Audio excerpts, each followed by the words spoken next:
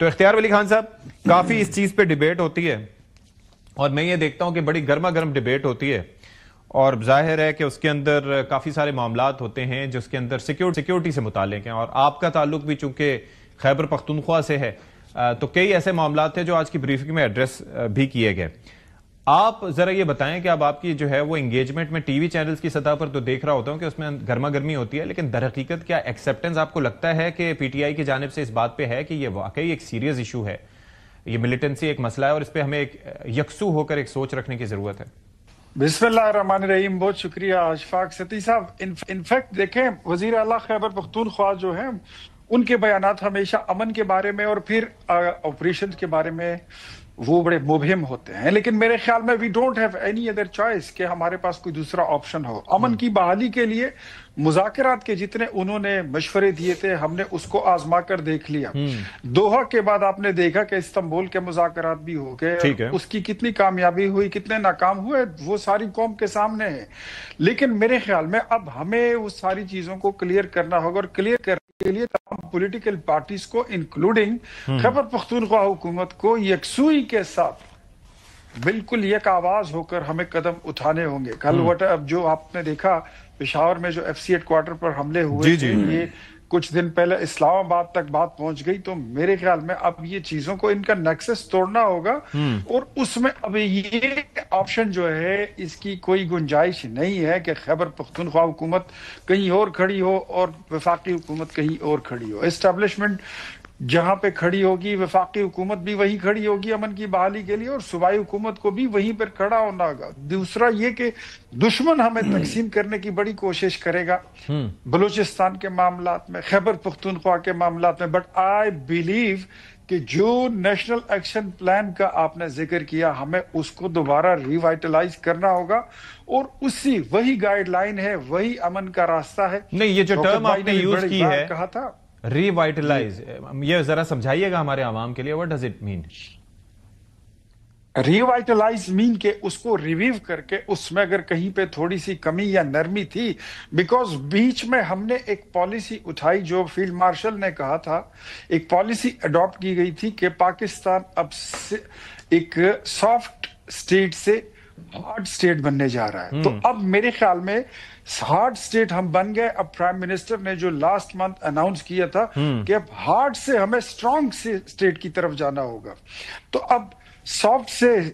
Harder اور harder سے اب آپ کو اسٹرانگر کی طرف جانے میں، تو میرے خیال میں اٹس اے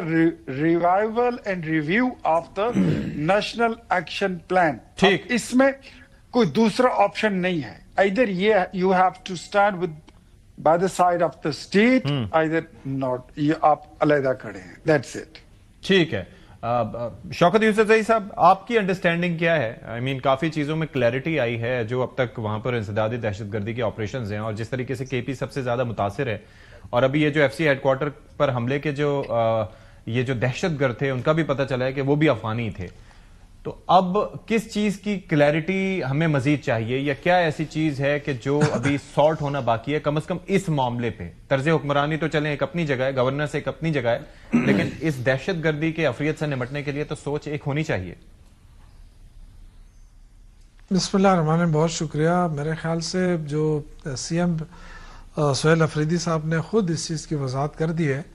کہ دہشت گردی کا خاتمہ جو ہے وہ لازمی ہے، اور اس کے لیے انہوں نے کہہ دیا کہ ہم اپنے اداروں کے ساتھ کھڑے ہیں، تو اس میں تو کوئی کنفیوژن ہے نہیں۔ صرف بات یہ ہے کہ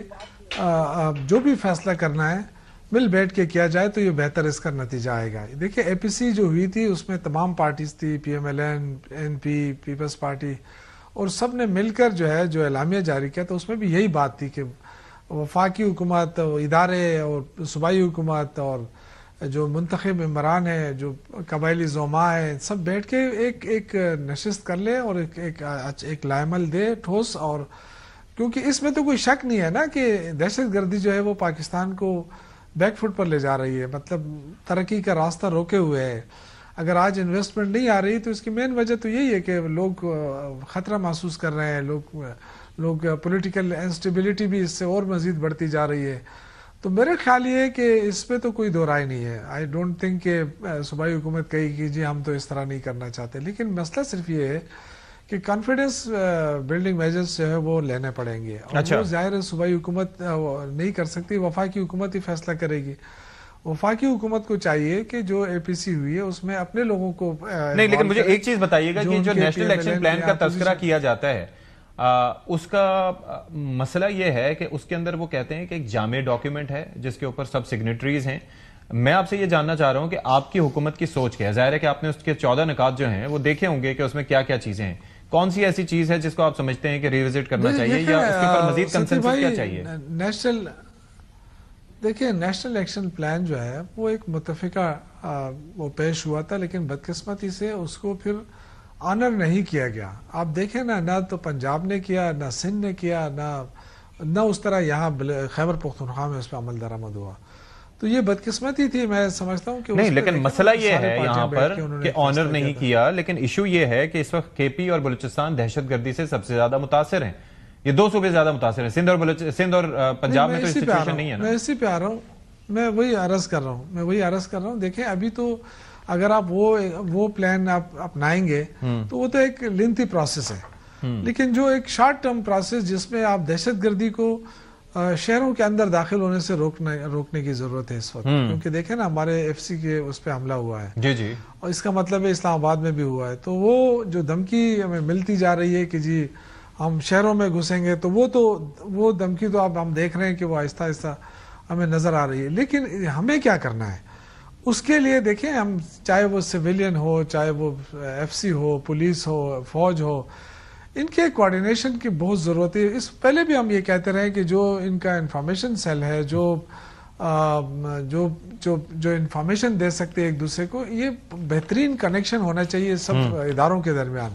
تاکہ وہ ایک دوسرے کو اطلاعات دے سکے۔ ایک زمانہ تھا، آپ کو پتہ نہیں، آپ کے پنجاب کو مجھے نہیں پتا ہے، خیبر پختونخوا میں جہاں تھانہ ہوتا تھا، پولیس ہوتی تھی، ان کے پاس تمام علاقے کی انفارمیشن ہوتی تھی،